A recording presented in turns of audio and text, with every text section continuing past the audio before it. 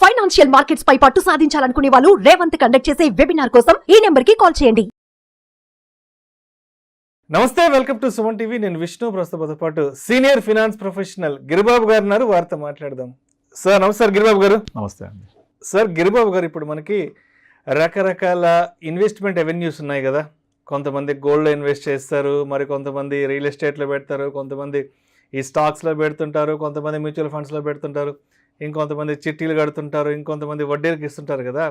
అయితే మనకున్నటువంటి వివిధ రకాల ఇన్వెస్ట్మెంట్ ఆప్షన్స్ ఏవైతే ఉన్నాయో, మరి వీటిల్లో నుంచి ఎంత రేట్ ఆఫ్ రిటర్న్స్ మనకి చేతికి వస్తే మన పెట్టుబడి సరైన పెట్టుబడి అంటారు, మన ఎంపిక సరైనది అనుకోవచ్చు. సో అంటే మనం పెట్టే పెట్టుబడుల్లో సో ఏ ఇన్వెస్ట్మెంట్లో నుంచి మనకి సరైన రిటర్న్స్ వస్తున్నాయని మనం అనుకోవాలంటారు? అసలు చాలా గుడ్ క్వశ్చన్ అండి.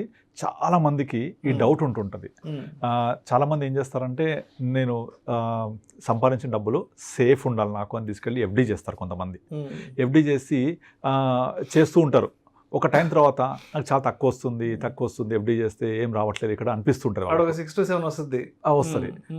అంటే పర్సెంటేజ్ పక్కన పెట్టండి, వాళ్ళు సాటిస్ఫై కారు. ఇక్కడ సాటిస్ఫాక్షన్ ఇంపార్టెంట్. కొంతమంది ఏం చేస్తారంటే ల్యాండ్ కొంటారు.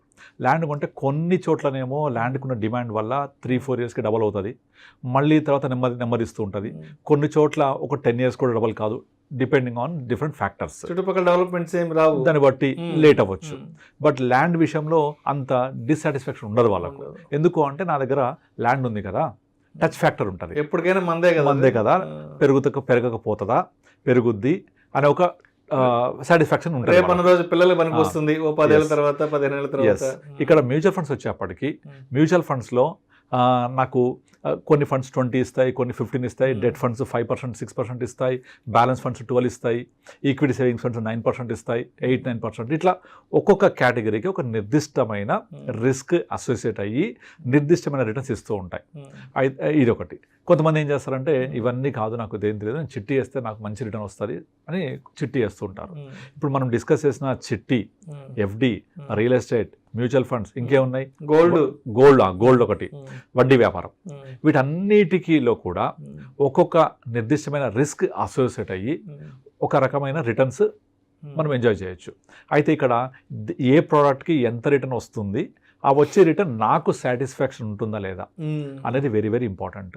అల్టిమేట్లీ ఈ రేట్ ఆఫ్ రిటర్న్ అనేది ఒక్కొక్క ప్రోడక్ట్కి ఏదైతే అసైన్ అయ్యి ఉందో, అంటే ఎఫ్డి అయితే 6-7 మించి రాదు, మ్యూచువల్ ఫండ్స్ అయితే 12-15% అనేది correct rate of return.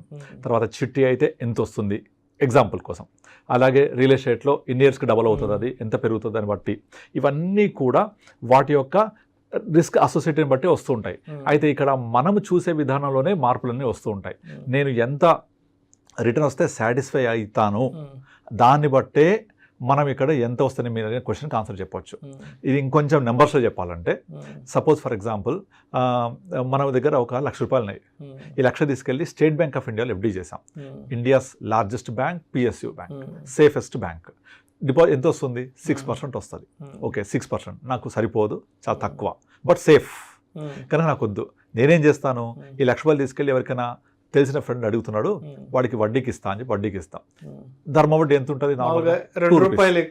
Percentage చెప్పండి. ₹2 వడ్డీ అంటే 24%. సో 24% వచ్చేసి ఒక తెలిసిన మిత్రుడికి ఇస్తాము. మనకు ఎంత ఇస్తాడు? నెలకు ₹2 చొప్పున ఇస్తున్నాడు, అంటే 2,000 వస్తుంది. ఇది బాగుంది నాకు అంటే 24%. కానీ ఇక్కడ బ్యాంక్ లేస్తే 6%. ఈ రెండింటికి మధ్య కంపేర్ చేయండి రిస్క్ గురించి. బ్యాంక్ సేఫెస్ట్, అదే ఇక్కడ డబ్బులు బయటకి ఇస్తే రిస్కియస్ట్. అంటే ఇచ్చేటప్పుడు మిమ్మల్ని దేవుళ్ళగా చూస్తాడు, తిరిగి ఏమని అడిగితే ఫోన్ ఎత్తారు. పక్కన పెట్టండి, మీకు తిరిగి వస్తే కూడా గ్యారంటీ లేదు.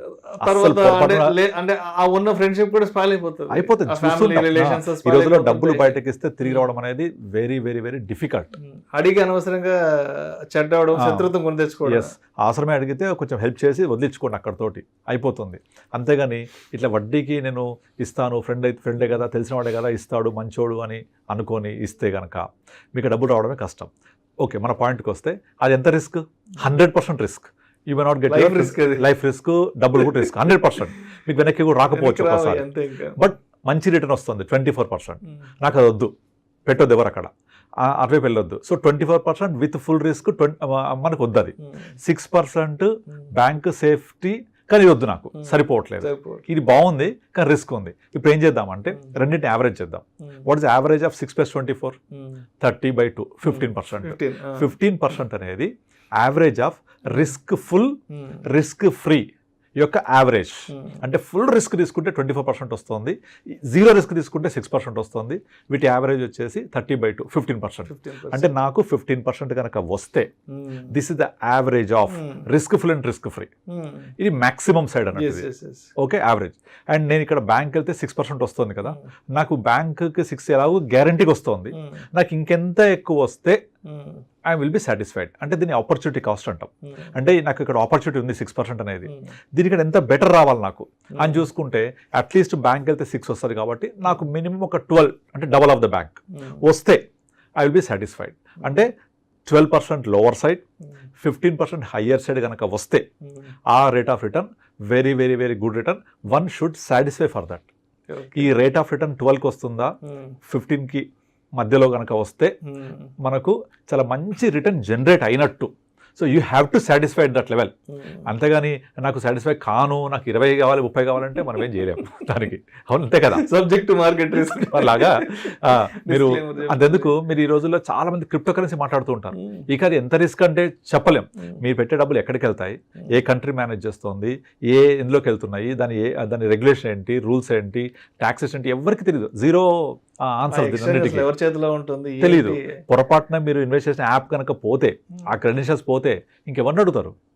ఇంకా దారుణమైన రిస్క్ కదా అది. But people are still investing. ఎందుకు అంటే మా ఫ్రెండ్ వచ్చి పెట్టాడు, వాడికి డబ్బులు వచ్చాయి, గ్రీడ్ అంతే. సో అదో వెళ్తూ ఉంటారు. కొంతమంది స్టాక్ మార్కెట్లో బయట నుంచి చూస్తే స్టాక్ మార్కెట్ చాలా లుక్రేటివ్ కనిపిస్తుంది. ఇగో ఈ షేర్ ఇక్కడ ఉంది, కొన్నాడు మావాడు, పెరిగింది, డబ్బులు వచ్చాయి, కొన్నాడు, పెరిగింది, ఇదే కనపడుతుంది. ఒక్కసారి దిగితే దాని లో తెలుస్తుంది. సో అలా తెలుసుకొని లేదు ఇంకా క్విక్ డబ్బులు రావాలంటే బ్యాంక్ నిఫ్టీలో ఎఫ్ఎండ్లో చేయాలి, ఆప్షన్స్ చేయాలి, ఇవన్నీ రకరకాలుగా వెళ్ళి అల్టిమేట్ డబ్బులు పోగొట్టుకుంటూ ఉంటారు. పోగొట్టుకొని మళ్ళీ తీసుకెళ్ళి ఎఫ్డీ చేస్తూ ఉంటారు. ఇదైతే సేఫ్ ఉంటుంది, నాకేం ప్రాబ్లం లేదని. కనుక అంత గ్రీడ్కి వెళ్ళొద్దు, అంత మరీ సేఫ్టీ బ్యాంకులో పెట్టాల్సిన అవసరం కూడా లేదు. మనకు 12-15 ఎక్కడొస్తున్నాయని గమనిస్తే అన్నిటికంటే ఇంపార్టెంట్ సేఫ్టీ ఉండి గుడ్ రిటర్న్స్ వచ్చే ప్రోడక్ట్ అన్నిటి మీరు చెప్పిన గోల్డ్, తర్వాత ల్యాండ్, తర్వాత ఇది ఇంకేం చెప్పారు, రియల్ ఎస్టేట్, ల్యాండ్, ఫిక్స్, ఇవన్నీ కంపేర్ చేస్తే అన్నిటికంటే mutual funds are the best which generates returns between 12 to 15. మీకు 12% కావాలి నాకు సరిపోతుంది అనుకుంటే బ్యాలెన్స్ ఫండ్స్ వెళ్ళండి. బ్యాలెన్స్ ఫండ్స్ ఆ కేటగిరీ హ్యాపీగా 12+ ఇస్తాయి, 11-12 వరకు ఇస్తాయి. కొంచెం కనుక నేను లాంగ్ టర్మ్ ఉంటాను, ఫుల్ ఈక్విటీ తీసుకుంటానంటే మీకు equity, small cap, mid cap, sectoral funds, multiflex ఇలాంటి ఫండ్స్ అన్నీ కూడా అప్ టు 15 వరకు జనరేట్ చేసే స్కోప్ ఉంటుంది. సో 12-15% అనేది over a period of time generate చేసే పొటెన్షియల్ ఉండి జనరేట్ చేస్తూ ఉంటే ఇక్కడ అన్నిటికంటే ఇంపార్టెంట్ థింగ్ ఏంటంటే పవర్ ఆఫ్ కాంపౌండింగ్. అంటే ఇది మన క్రీమ్ ఆన్ ది కేక్ లాగా, ఐసింగ్ ఆన్ ది టాప్ లాగా మీకు పవర్ ఆఫ్ కాంపౌండింగ్ వల్ల ఈవెన్ 12-15% వచ్చినా కూడా it will create a big corpus over period of time. మీకు పవర్ ఆఫ్ కాంపౌండింగ్ లేకుండా సింపుల్ ఇంట్రెస్ట్ 12-15 అనేది మీకు అంత రిటర్న్ జనరేట్ చేయదు. కనుకనే ఈ పవర్ ఆఫ్ కాంపౌండింగ్ అర్థం కాక చాలామంది ఏం చేస్తారంటే నాకు 12-15 అంటే తక్కువ సరిపోదు, నాకు 24 కావాలని రిస్క్ తీసుకొని చాలా ఇబ్బంది పడుతుంటారు. గ్రీడ్ కోసం పోయి ఇబ్బంది పడి ఈ క్రిప్టో కరెన్సీలని, బయట అప్పులు ఇవ్వడం అని, చిట్టీలు వేయడం అని, స్టాక్ మార్కెట్ ట్రేడింగ్ చేస్తుంటారు. ఇవేం చేయక్కర్లేదు. మీరు కనుక మ్యూచువల్ ఫండ్ ఇన్వెస్ట్ చేసి 12-15% రిటర్న్ జనరేట్ చేస్తూ పవర్ ఆఫ్ కాంపౌండింగ్ ద్వారా ఒక 5-10 years ఉండండి. You will really see the wonders. మీకు రూల్ 15 తెలుసు కదా, మనం చాలాసార్లు చెప్తూ ఉంటాం. 15,000 15 years 15% రిటర్న్ వస్తే ఎగ్జాక్ట్లీ 15 years తర్వాత అది 1 crore అవుద్ది. ఇప్పుడు మనం 25-30 సంవత్సరాల వ్యక్తి, 30 సంవత్సరాల వ్యక్తి తీసుకోండి, అతను కనుక శాలరీ ఉంటే అందులోంచి 15,000 కనుక నెలకు పెట్టగలిగితే 15 సంవత్సరాలు అంటే 30 years వ్యక్తి 45 years వెళ్ళేప్పటికీ అతని కార్పస్ 1 crore అయ్యి ఉంటుంది డెఫినెట్లీ, ఇఫ్ ఇట్ జనరేట్స్ 15%. ఇది నేను జనరేట్ చేయగలుగుతానా లేదా అనేది మీకు డౌట్ అక్కర్లేదు. Meet the financial advisor like us, definitely they will try to generate 15%. ఒకటి. తర్వాత ఇలా 15% తోటి వెళ్తూ ఉంటే 45 years రాగానే వాళ్ళ కార్పస్ ఉంటుంది కదా, లేదు నాకు ఇంకొంచెం ఎక్కువ కావాలి, తొందరగా కావాలి అనుకుంటే increase your SIP, step up SIP అంటారు. అంటే 30 సంవత్సరాలు అప్పుడు 10,000 స్టార్ట్ చేస్తే 33కి వెళ్ళినప్పుడు దీన్ని కొంచెం పెంచండి, 20,000 చేయండి, తర్వాత 25,000 చేయండి. అప్పుడు మీరు అనుకున్న కార్పస్ 45 అవసరం లేదు, 45 గంటల లోపల 42, 41 సంవత్సరాల లోపలనే మీరు చేరుకోగలుగుతారు because of power of compounding. అంటే ఇక్కడ అంతా మనం మాట్లాడేది ఆ 12-15% గురించే. ఇది సాధిస్తూ కనుక ముందుకెళ్తే you will see lot of wonders. దీనికోసము మీరు అప్పులు ఇచ్చి బయట వడ్డీలకు ఇచ్చి ఆ తర్వాత తెచ్చుకొని ఇలాంటి పనులు చేయాల్సిన అవసరమే లేదు. అండ్ ఇంకొకటి ఒక ఎగ్జాంపుల్ చెప్తాను. ఫర్ ఎగ్జాంపుల్ మీరు ఈ పవర్ ఆఫ్ కాంపౌండింగ్ ఇంకో ఎగ్జాంపుల్, సపోజ్ మీ దగ్గర 1,00,000 రూపాయలు, ఈ 1,00,000 రూపాయలు మీరు మ్యూచువల్ ఫండ్లో పెట్టినప్పుడు కనుక 15% రిటర్న్ జనరేట్ చేస్తే ఎన్ని ఇయర్స్లో డబుల్ అవుతుంది? ఇది ఎగ్జాక్ట్లీ 5 ఇయర్స్కి డబుల్ అవుతుంది. అంటే 5 ఇయర్స్కి డబుల్ అయింది అంటే సంవత్సరానికి 20% సింపుల్ ఇంట్రెస్ట్ ప్రకారం వచ్చినట్టే కదా. 20 into 5 1 lakh అయింది 5 ఇయర్స్ తర్వాత. అదే 20% జనరేట్ చేయక్కర్లేదు, కాంపౌండింగ్ ఫ్యాక్టర్ ద్వారా 15% జనరేట్ చేసిన 5th ఇయర్కి ఎగ్జాక్ట్లీ డబుల్ అయి ఉంటుంది. అంటే 15% రిటర్న్ అనేది 20% సింపుల్ ఇంట్రెస్ట్ సమానమే కదా.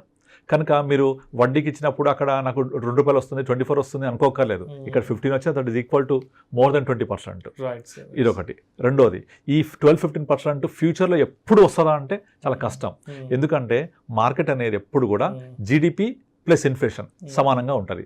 ఇప్పుడు జీడిపి నియర్ బై 7% ఉంది, ఇన్ఫ్లేషన్ నియర్ బై 7% ఉంది. So 7 + 7 14%, which is able to generate your return.